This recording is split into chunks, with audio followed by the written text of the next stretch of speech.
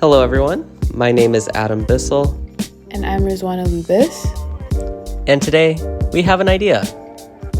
First, let's ask ourselves, how do we understand land? When we look at the internet, land in many ways is defined as something that isn't what we experienced. In today's world, we can view land as falling into three different concepts.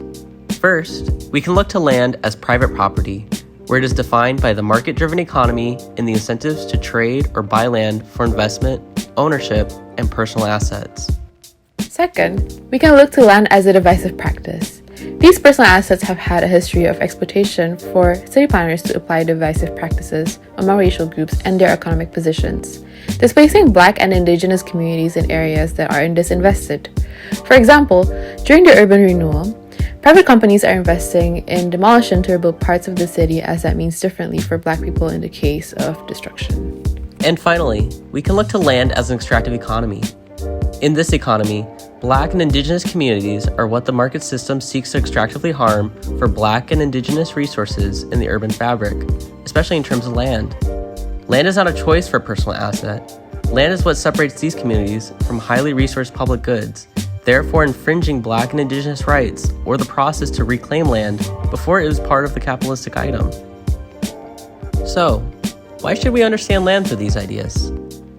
These three ideas can be addressed and resolved through the implementation of two different yet closely related ideas: restoration and reparation. What even is restoration? What is reparation?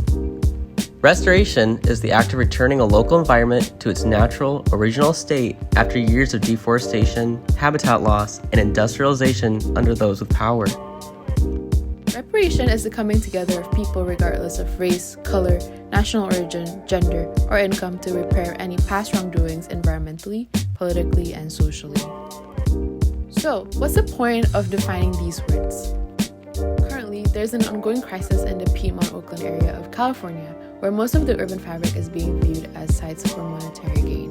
Piedmont, Oakland still sees the influence of past policies that were meant to segregate BIPOC communities. For our idea, we decided to look into the land known as Blair's Park, sitting on the edge of two cities. Let's take a step back from the modern day. In the past, the Piedmont-Oakland area was home to a rich land of marshes, rivers, and oak forests. Between the 19th and 20th centuries, however, rich individuals and adventure seekers from the east began to move in, beginning a period of industrialization. What followed was the destruction of the local ecosystem, with natural biomes being swept or filled in favor of industrialization and human progress. In addition to the ecological destruction taking place in the Piedmont-Oakland area, the early 20th century would see the Great Depression form, leading to a housing crisis. Seeing an opportunity to move in and take advantage of racially based policies, the Homeowners Loan Corporation began to move in, ranking communities based on capital suitability as well as establishing security maps. These categories of these maps range in color from green to red, with green zones predominantly being white communities and red zones being people of color working in industrial areas, often deemed as dangerous and untrustworthy to society, hence the term redlining. You might have heard of redlining in the past, but why is it so important to bring up now? The truth is, the division that the damages redlining caused in the past still exists today. One of the most prevalent examples, single-family zoning. Single-family zoning has a reputation for devising land specifically for nuclear families who are financially and socially secure. It is a tool used to enforce economic expansion and gentrification. And how does the BIPOC community benefit from this type of zoning? They don't.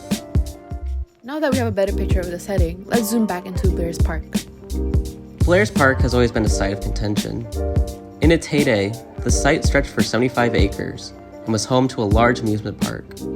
Over time, however, the land began to slowly disappear in the face of industrialization. Today, the park is only a sliver of its original size, stretching only 5.5 acres. Preservation is something we value today. When we are talking about preservation, we must ask ourselves, what are we contributing to the land? Whose rights are we preserving to the land? Ancestrally, the land belongs to the Chochenyo, Muwekma, Ohlone, and Lisjan nations, who were all driven out from colonial aggression and industrialization. Colonial conquest undid their assertive sovereignty, as well as their property rights. And here we see land as a private property. While we don't have the HOLC and redlining anymore, Blair's Park and 95% of Piedmont is zoned for single-family housing. Several projects have been proposed for Blair's Park, ranging from the infamous Morga Canyon soccer field proposal to Piedmont Racial Equity Campaign's affordable housing proposal. And here, we see land as a divisive practice. The monetization of Blair's Park, as well as the growing gentrification in the land surrounding the park, has made it difficult to appease both developers and the eco-conscious. The current makeup of Blair's Park was at the cost of a rich biome, leading to the displacement of numerous fauna and flora species. To developers, why waste time saving plants and animals when money can be made? There is no money in preserving nature. And here, we see land as an extractive economy. And now the question is, why are people so greedy? Just kidding. So, what kind of strategies can we bring forth to address the issues surrounding Blair's Park and the overall Oakland-Piedmont area? Let's start with one of the most prevalent concerns, the zoning of houses. With 95% of Piedmont is zoned for single-family housing, it leads to an evident rise in exclusivity based on wealth and status, and raising concerns for housing affordability in the area. Enter the idea of the missing middle. For those that don't know, the term missing middle refers to a variety of housing types that are meant for single families, or to hold hundreds of people. Ranging from duplexes to multiplexes, these act as the ideal typology to help neighborhoods transition into more inclusive zoning policy, as well as with the ever-growing housing demands of the area. On its own, however, the introduction of the missing middle won't be enough to restore or reparate any past wrongdoings in the area. So, what other strategies can we bring to Blair's Park? Something that we could look into is community land trusts, which are nonprofit organizations that oversee a piece of land on behalf of a respective community, helping to avoid the privatization of property, as well as pushing for more affordable housing within the market through loopholes and policies. One example is the Securite Land Trust, which is based around the goals of rematriating ancestral land back to indigenous people in the San Francisco Bay Area. How can we view the land as something more than a place to live? How can we make sure that the area is viewed as something precious and worth protecting by everyone? As many people know, California is dry. Water is a luxury that many people take for granted.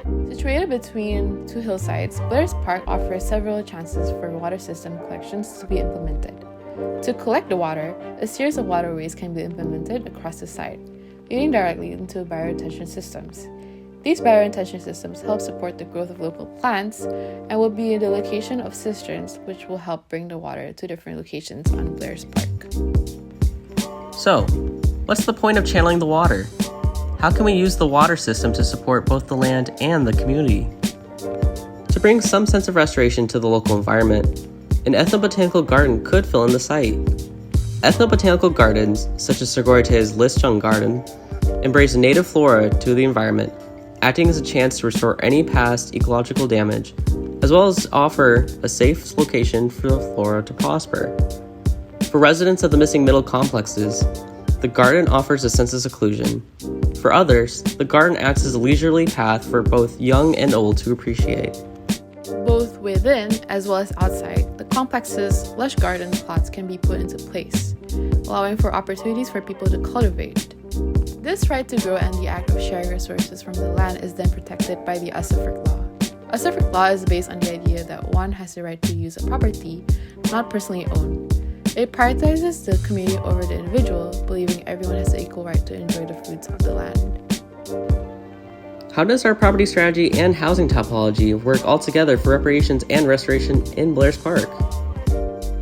Cooperative housing and missing middle housing as a combined property strategy would help incentivize for communal activities that will then be protected by the Usufruct Law, in making sure that the land will be in full ownership to the Seguritas Community Land Trust and create a rippling effect into expanding the community in Piedmont, encouraging more diversity in the zoning of the city. Restoration and reparation efforts will take time to fully come to fruition, but are truly necessary if we want to see a greener and more unified future. We hope you all learned something out of this and find inspiration to design a better tomorrow. Thanks for watching.